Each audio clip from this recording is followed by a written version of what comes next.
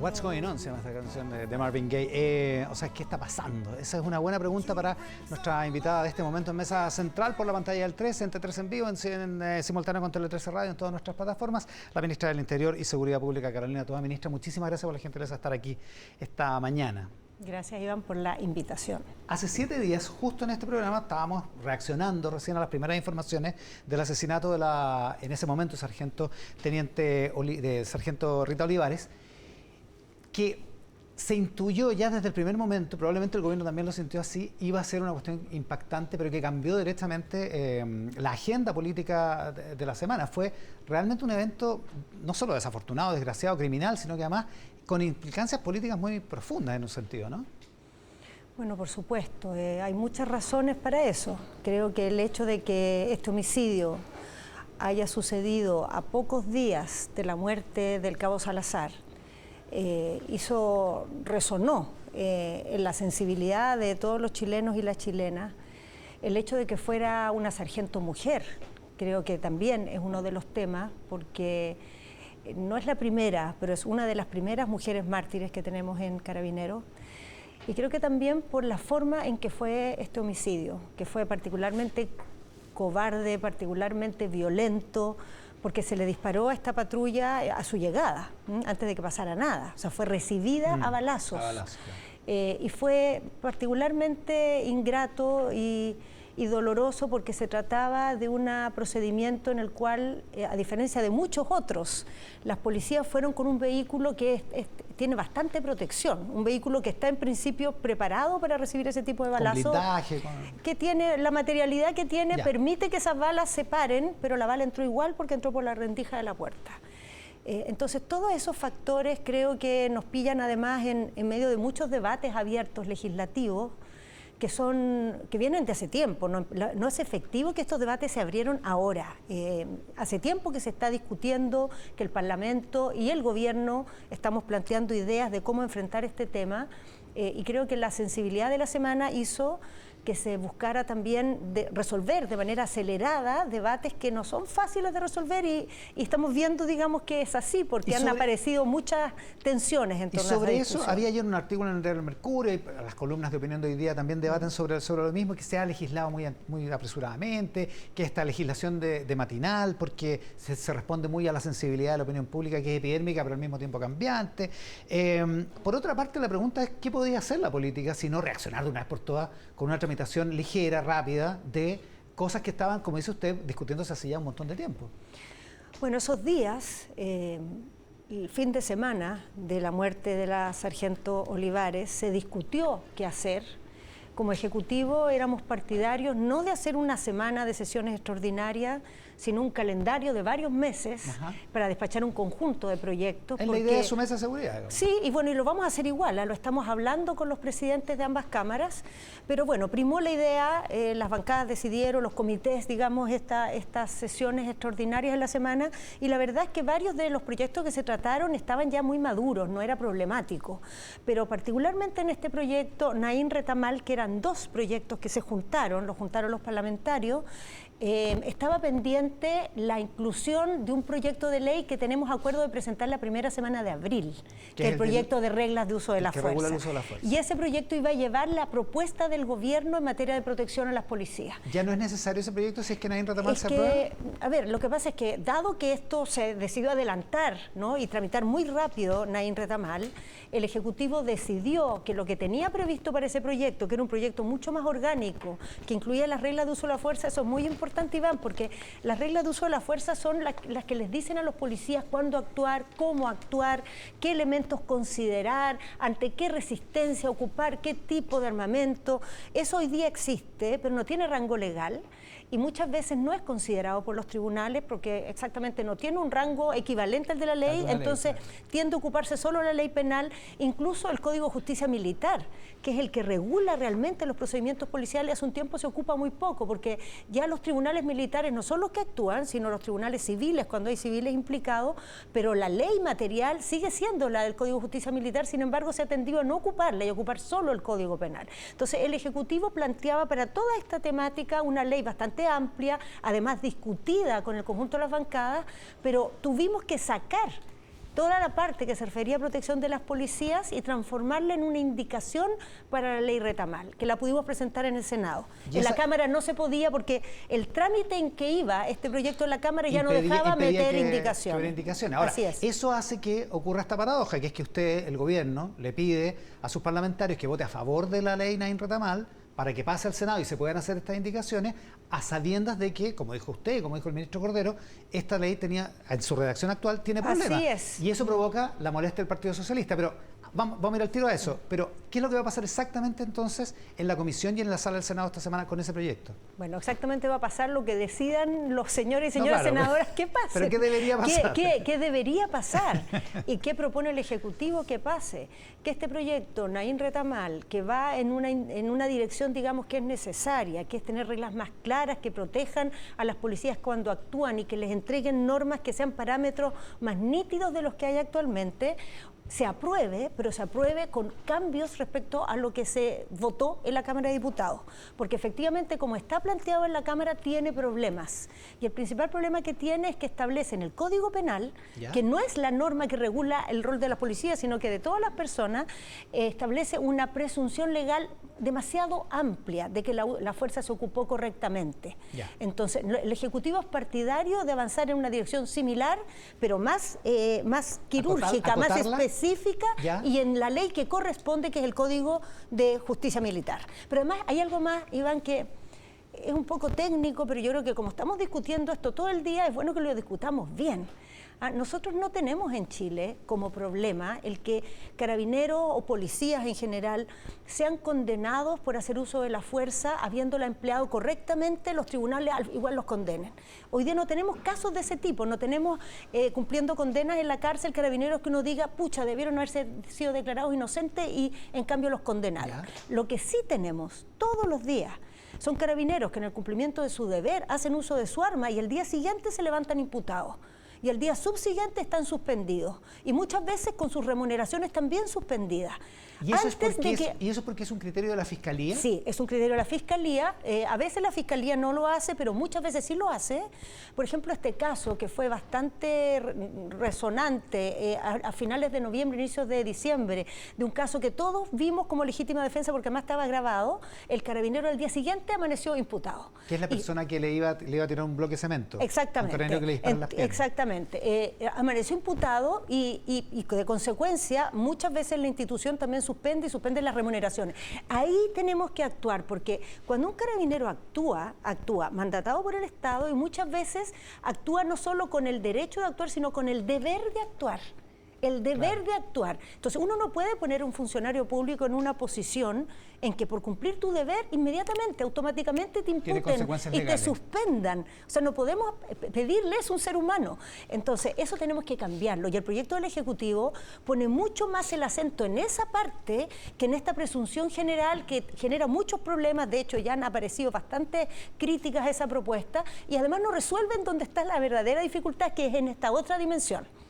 Los parlamentarios, particularmente del Partido Socialista, se molestan porque, que no es su partido, usted es del PP, pero son de la coalición, se molestan porque dice el gobierno nos pide en público que votemos a favor de una cosa que en privado critican o al revés. La cosa es que hacen un reclamo porque finalmente terminan arreglando una cosa y ellos quedan casados con un voto a favor que dice la gente no lo va a entender. A ver, yo creo que es muy desafortunada una lectura que se ha instalado de lo sucedido que está muy alejada de la verdad. En primer lugar, porque el Partido Socialista lo que hizo, y no solo el Partido Socialista, también lo hizo el Partido por la Democracia, el Partido Radical y gran parte de Apruebo Dignidad, yo diría la mayoría de Apruebo Dignidad, lo que hicieron fue apoyar, votar a favor o abstenerse en los artículos más conflictivos porque el Ejecutivo se los pidió. Como Ejecutivo nuestra postura era, tenemos críticas con este proyecto, lo queremos cambiar, aquí no podemos poner nuestras indicaciones, así que no vamos a hacer como el perro del hortelano, vamos a ayudar a que avance esta materia, pero en el Senado la vamos a mejorar porque tiene problemas. Y de mi misma boca, en la sala y en el punto de prensa posteriormente, dimos las razones.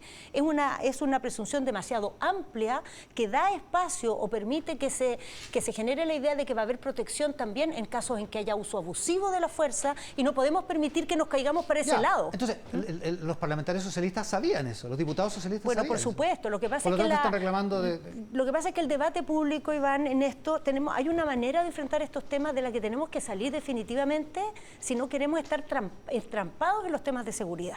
Cuando uno regula a las policías, tiene que entregar apoyo, tiene que entregar reglas claras, que sientan que su actuación tiene detrás a la sociedad, pero al mismo tiempo tiene que entregar límites y tiene que proteger de abusos. Entonces, es un equilibrio de dos bienes que hay que encontrar la manera de arbitrar y no hacerlos incompatibles. Y a veces nuestro debate público los quiere hacer incompatibles. Entonces, si tú apoyas a las policías, entonces cada vez que hablas de derechos humanos estás atentando contra el apoyo a las policías, o viceversa. Tenemos que dejar eso atrás. Eso no es policía democrática, eso no es política de derechos humanos en ninguna sociedad democrática. No, estas dos cosas tienen que equilibrarse y funcionar de manera que no sean contrapuestas. Lo que pasa es que hay algunos que se molestaron probablemente por su frase en el Congreso de gatillo fácil, que después la ministra portavoz Camila Vallejo refrenda en una entrevista ante 13.cl que se publicó ayer, donde vuelven sobre la tesis de no puede ser esta una ley de gatillo fácil, y eso aparece como criticando lo que pasó antes, digamos. No, es que, a ver, cuando decimos eso, no estamos criticando el sector nuestro que apoyó este proyecto. Lo que estamos diciendo es, lo tenemos que cambiar, este artículo, y vamos a meterle indicaciones porque no podemos permitir que termine generando un gatillo fácil. Y eso es compartido por el Partido Socialista, es compartido por el PPD, por la gente de Apruebo Dignidad que aprobó esto o se abstuvo, porque entendemos que hay que avanzar a proteger a las policías, pero sin caer en el gatillo fácil. ¿Usted no culpa a los que votaron en contra? ¿No cree que fueron desleales con el gobierno los que votaron en contra estos, nuestra solicitud fue votar a favor o abstenerse. Para muchos eso no fue exactamente lo que sucedió. ¿Era mucho pedir? No sé si era mucho pedir, pero creo que estos temas son complejos, Iván. Son complejos y a veces el clima de opinión pública que está tensionado por estos dos lados hace que este esfuerzo de arbitrar estos dos bienes se haga muy difícil, se haga cuesta arriba. Y tenemos que salir de eso, porque si no la política lo que tiende a hacer es que o se cae para un lado o se cae para el otro. Claro, y su deber es encontrar un arbitrio entre estos bienes que son ambos indispensables en democracia. El problema para usted, para el gobierno y por lo tanto para el país, es que esto es perfectamente extrapolable para cualquiera de los proyectos del gobierno. Si le dan el gusto en parte a la derecha porque necesita los votos en el Congreso de un gobierno de minoría, necesita los votos de la oposición, hay una parte de su otro lado, de su flanco izquierdo, que se va a sentir y probablemente va a votar en contra. Pero además ese flanco de apoyo de parlamentarios oficialistas está dividido en dos bloques. Entonces, la verdad es que es más o menos imposible. Pero, ¿sabes, Iván, yo me imagino la reforma de pensiones cómo lo van a hacer, digamos. Pero puede que en algunos temas las cosas funcionen así, pero en este tema no estoy de acuerdo. O sea, creo que en Chile la derecha y la izquierda, ambas, necesariamente tienen la obligación de encontrar una postura política que tenga espacio a la protección irrestricta de los derechos humanos y al apoyo a las policías en el cumplimiento de su tarea. Y en un sentido lo encontraron, votaron más de 100 parlamentarios diputados a favor. O sea, pero voy un paso más allá incluso. ¿Ya? Este dilema, esta tensión, tiene que convivir al interior de cada sector político. No puede ser que uno está con los derechos humanos y otro está con las policías. No existe eso. Ya. Ambos tienen que decir, aquí tenemos que arbitrar ambas cosas. Tenemos que encontrar un equilibrio. No podemos tener discursos como tuvimos en la sala de, ya están otra vez con los derechos humanos. No, pues. Los derechos humanos tienen que estar siempre, cada vez que uno legisla para apoyar a la policía, tiene que hacerlo resguardando que se respeten los derechos humanos y viceversa. Uno no puede, en virtud de proteger los derechos humanos, quedarnos sin policía, porque sin policías no se puede hacer imperar los derechos humanos. Ya, ahora, en esa hipótesis, siguiendo ese planteamiento que parece súper correcto, la carga de la prueba está en cada sector político y que asuma con madurez la complejidad de la política y de la realidad. El problema es que el gobierno tiene que asumir la complejidad de las negociaciones políticas. Bueno, por eso esto es complejo. Por eso esto es complejo. ¿Cómo lo va a hacer el gobierno de aquí en adelante? Así lo ha hecho. A ver, creo que primero quiero decir, las interpretaciones ex post que se hicieron de lo que pasó en la Cámara no es lo que hablamos los que estábamos ahí en ese momento. Todos entendían en ese momento, todos, independientemente de cómo hayan votado, que teníamos que avanzar en esta ley Naín Retamal, que no podíamos paralizarla, que no era una buena idea que se rechazara. Segundo, que teníamos que hacerlo cambiando la formulación original, porque daba espacio o generaba posibilidades de terminar entregando una presunción a favor incluso de conductas abusivas, y que era muy necesario dar una señal de apoyo a las policías, especialmente en el momento en que estábamos. Todos compartíamos eso. desde los que se abstuvieron o votaron en contra hasta los que votaron a favor en nuestra alianza de gobierno. Y los debates posteriores fueron generando esta idea de una especie de sentimiento de un lado o de otro, que yo invitaría a dejar atrás, porque lo que hicimos en la Cámara fue correcto, dejamos claro que esa ley como estaba no estaba bien, que íbamos a apoyarla para que siguiera al Senado, y ahora la responsabilidad está en el Senado de salir de esta cosa maniquea e ir a una ley que tenga estándares democráticos, que tenga una buen arbitrio entre estos dos bienes que son indispensables. En ese sentido, así como está, usted le encuentra razón al Organismo de Derechos Humanos que dice, por su portavoz, que este proyecto está en contra de la política que impera en el mundo sobre de protección de derechos humanos? O sea, la verdad es que legislaciones como esta hay en pocos lugares, y donde las hay problemas. Y eso es parte de lo que se ha dicho en el debate en el Congreso, y es lo que hemos dicho nosotros como Ejecutivo. O sea, el tratamiento de Naciones Unidas usted lo encuentra legítimo. Pero por supuesto que es legítimo, Ahora, yo espero que todos esos planteamientos se consideren en el debate, porque ese planteamiento no es incompatible con que entreguemos más protección a las policías. No es incompatible con que los carabineros o los PDI no se expongan a quedar imputados solo por el hecho de cumplir su deber. Es totalmente compatible. Entonces, dejemos atrás la idea de que eso nos impide apoyar a las policías. Podemos apoyar a las policías cumpliendo todos los estándares de derechos humanos. Porque además tiene que volver a la Cámara. Supongo que si tiene modificaciones va a volver a la Cámara, y eso esperamos que las tenga. O sea, sin modificaciones no hay cómo, porque así como está, es una mala ley. Yo creo que sí. En su opinión, así, ¿no? Por supuesto. Así como está, no debería salir con cambios significativos. El problema de todo esto es que genera una exégesis, una interpretación posterior, evidentemente, que, en fin, que pone también alguna sombra de duda respecto al gobierno. Hoy día el gobernador metropolitano Claudio Rego, que usted lo conoce mucho, entrevistado por Soledad Vial en el Mercurio, dice: apruebo Dignidad está dinamitando los esfuerzos del presidente y de la ministra Toa. Sí, bueno, es que no estoy de acuerdo. ¿No? No estoy de acuerdo, no. No es la primera vez que no está de acuerdo con Orrego, entonces. No es la primera vez, pero han sido muchas más las veces que hemos estado de acuerdo. A ver, el gobierno le toca... ¿Usted no siente que Apruebo Dignidad boicotea lo que está haciendo usted en el gobierno? No siento que boicotee. Siento que tenemos un debate, sí, me siento totalmente apoyada, transversalmente apoyada, y así ha sido en las situaciones más difíciles. Yo creo que yo no comparto, no quedé conforme con que algunos votos fueran en contra cuando nosotros pedíamos abstención, por cierto. Pero entiendo que es válido el punto que se está haciendo. Que es válido y que debiéramos todos incorporarlo al debate.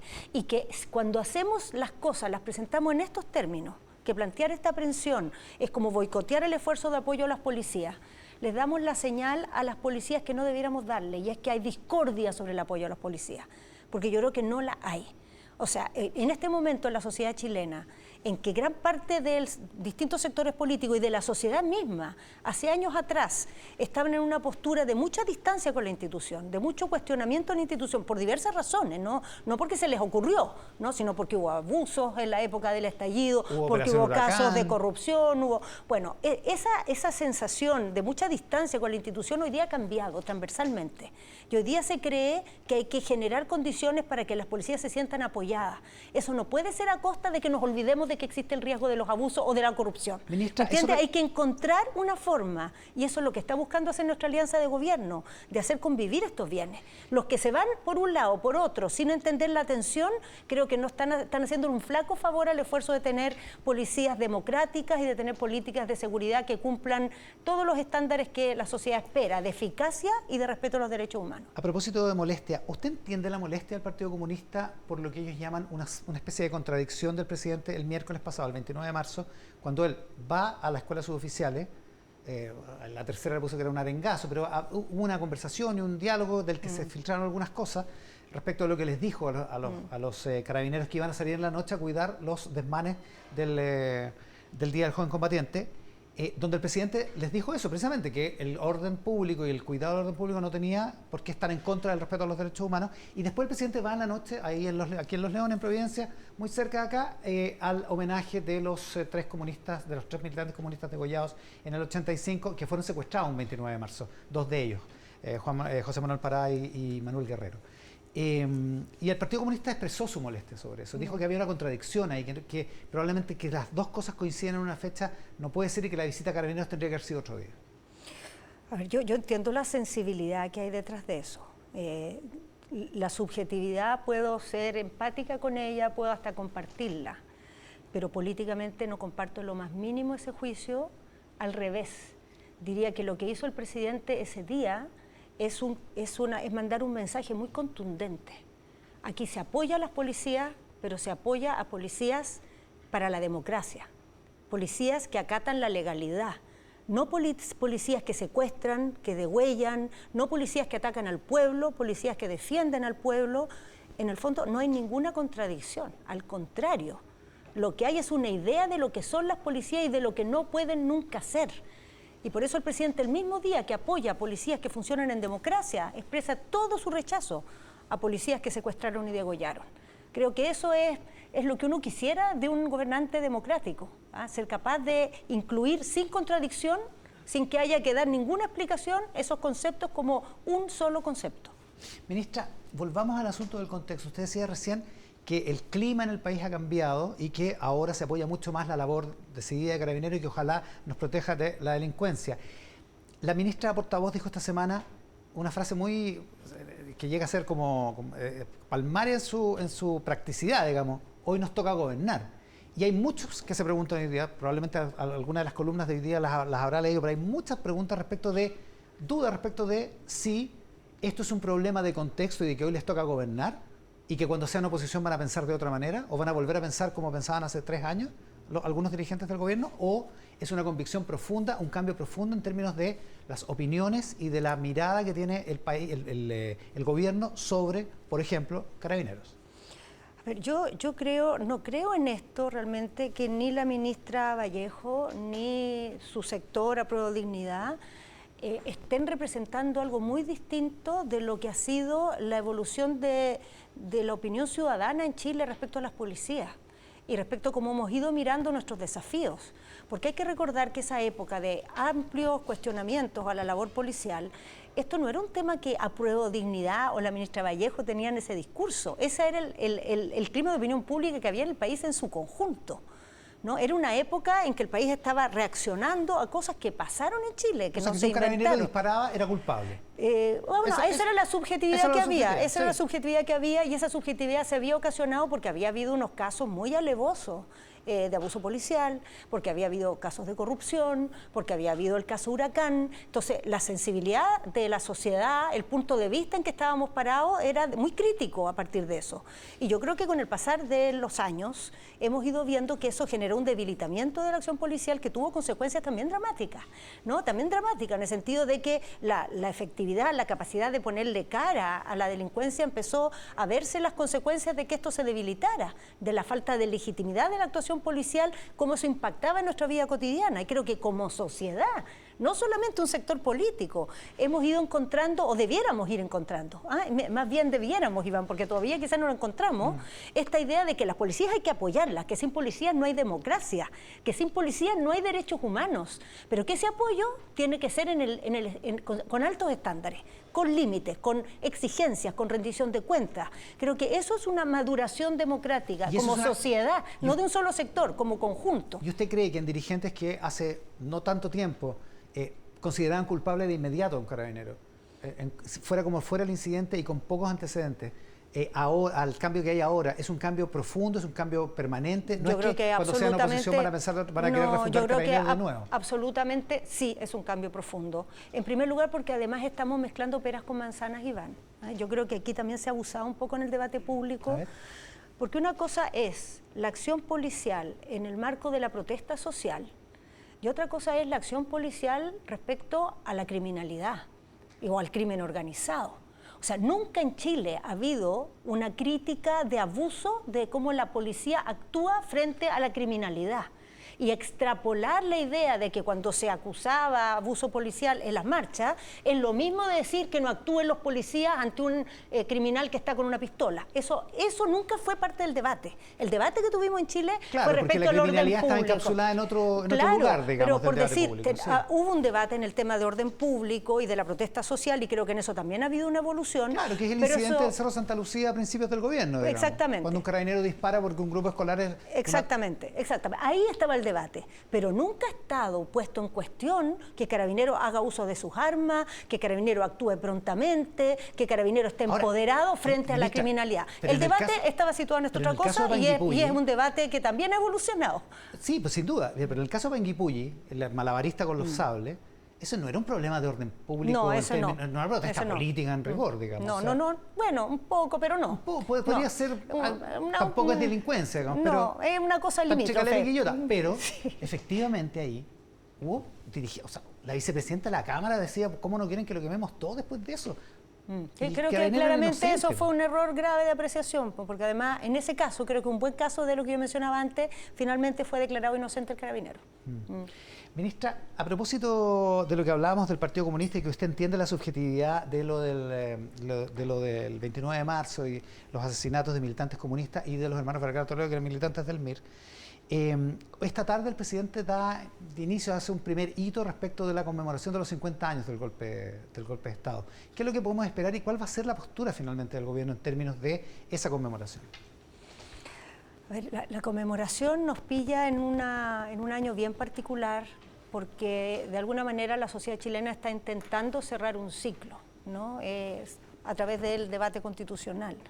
Y en cerrar ese ciclo, simultáneamente que conmemoramos los 50 años del golpe de Estado, es importante hacer una lectura de lo que fue ese quiebre de la sociedad chilena, pensando también cómo nos miramos hacia el futuro después de todo lo que hemos vivido. Y lo que se ha buscado en estas conmemoraciones, que van a ser múltiples, el gobierno va a tener algunas actividades, pero la enorme mayoría las va a organizar la sociedad civil, hemos pensado en poner 3 conceptos como conceptos centrales. El concepto de memoria, el concepto de democracia y el concepto de futuro. Y creemos que esos 3 juntos funcionan de manera redondita. Memoria, en primer lugar, porque hay que homenajear y reconocer a las personas que fueron víctimas en esos años, pero no solo a las que fueron víctimas, sino también a las que lucharon por defender los derechos humanos, por reconquistar la democracia, las que vencieron el miedo. ¿Qué es lo que se va a hacer hoy en la tarde con las iglesias? Con las iglesias, que fueron de las primeras que se unieron, pasaron fronteras y en un trabajo ecuménico, convocado por el cardenal Silva Enrique, trabajaron por proteger a las víctimas. Entonces la memoria, que fue el primer, la memoria es muy importante, organismo. Es como donde se para nuestro punto como de decencia, reconocer que hubo personas que fueron arrasadas en esos años y personas que se levantaron pese a eso. Democracia como un aprendizaje que no es solo respecto a lo que nos quebró la democracia en aquel entonces, que fue un golpe de Estado, sino a lo que la puede quebrar en el futuro, porque las amenazas a la democracia van cambiando, pero siempre hay nuevas. Y cada vez hay que encontrar la manera de protegerse de esas amenazas si uno quiere mantener ciertos valores como organizadores de la vida social democrática. Y creo que eso hoy día es muy válido porque es tan fácil dispararle hoy día a la democracia, es tan fácil considerarla irrelevante, pero cuando uno la pierde se da cuenta de lo que perdió. Entonces, la democracia como un valor. Y futuro, porque Chile, a partir de estos dolores enormes que enfrentó y que ha costado tanto dejar atrás, también ha hecho aprendizaje. También como sociedad ha incorporado ciertos valores que son una enorme fortaleza para enfrentar el futuro y que los consideramos, si estas conmemoraciones de este año ponen estos temas por delante, que pueden ser como un patrimonio nuestro como sociedad, como una sociedad resiliente, como de alguna manera lo que aprendieron las sociedades europeas de la Guerra Mundial, que de ahí sacaron su disposición a colaborar unas con otras. La Unión Europea es hija de eso, de ahí sacaron el estado de bienestar, la idea de que no puede haber sectores de la sociedad que se vayan quedando atrás, y de ahí sacaron también una convivencia democrática plural, amplia, que en otras partes era negada, ahí se hizo posible. Bueno, nosotros de nuestro propio quiebre, digamos, podemos sacar cosas en limpio que nos permitan un futuro mejor. Esos son los 3 elementos que queremos poner al centro en esta conmemoración. Hay muchas de las víctimas que esperan un gesto de las Fuerzas Armadas. Se lo pregunto a usted como ministra del Interior y también como víctima. ¿Usted esperaría un gesto de las Fuerzas Armadas en los 50 años del golpe? Por supuesto. Yo espero gestos institucionales, espero gestos de aprendizaje, y espero gestos también que den un paso más en un camino que se ha hecho, porque las Fuerzas Armadas han tenido una evolución, han hecho ya gestos. Algunos han quedado medio en el olvido porque han sido el comandante en jefe anterior, hizo declaraciones muy importantes, planteamientos muy sustantivos respecto a la lectura del rol de las Fuerzas Armadas en la historia y en el futuro. Ricardo Martínez. Claro, que en una época muy turbulenta quizás no fueron muy reposados en el debate público. Creo que es importante retomarlo y hacer de eso también patrimonio para la institución hacia adelante. Ministra, déjeme devolverme al asunto de los cambios de opinión y todo eso. Se ha hablado mucho respecto del presidente y que no ha justificado esos cambios de opinión y se ha entrado en un debate que yo creo que la mejor representación es un tuit de la alcaldesa Matei que le contestó un tuit al presidente. Otra cosa es si el presidente tendría que haber hecho ese tuit o no, pero bueno. La alcaldesa de Providencia le dice, presidente, madure y gobierne. Y Carlos Peña dio en una carta al Mercurio a raíz de un intercambio epistolar con otra persona, dice, se está tratando al presidente como si fuera un adolescente en proceso de crecimiento, como que aprende y entonces va ahí cambia de opinión. Una cuestión que parece como una minusvaloración del presidente, de la figura presidencial, ¿o no? O sea, absolutamente, creo que para una persona que tiene la trayectoria de la alcaldesa Matei, ocupar esas palabras no es casual, ¿no? Es una manera de pegarle al presidente que creo que no solo es debilitadora de la institución presidencial, sino que también pasa por arriba el momento histórico en que estamos. Yo creo que estamos enhorabuena en una época en que la política se ha visto obligada a evolucionar en sus opiniones. Ojalá fuera así en todos los sectores. Ojalá la gente que por mucho tiempo ha bloqueado, por ejemplo, ciertas reformas sociales, después de todo lo que nos ha pasado, tuvieran una evolución y se abrieran a cosas que en el pasado se cerraran. Yo creo que las evoluciones que el presidente ha tenido, que las veo como una evolución para hacerse cargo del país que somos, son extremadamente valiosas y más bien invitaría a que todos los sectores políticos hagamos el esfuerzo que él ha hecho por ponerse en sintonía de lo que la sociedad nos exige hoy. Ministra, muchísimas gracias por la gentileza de estar hoy día con nosotros. Gracias a usted, Iván.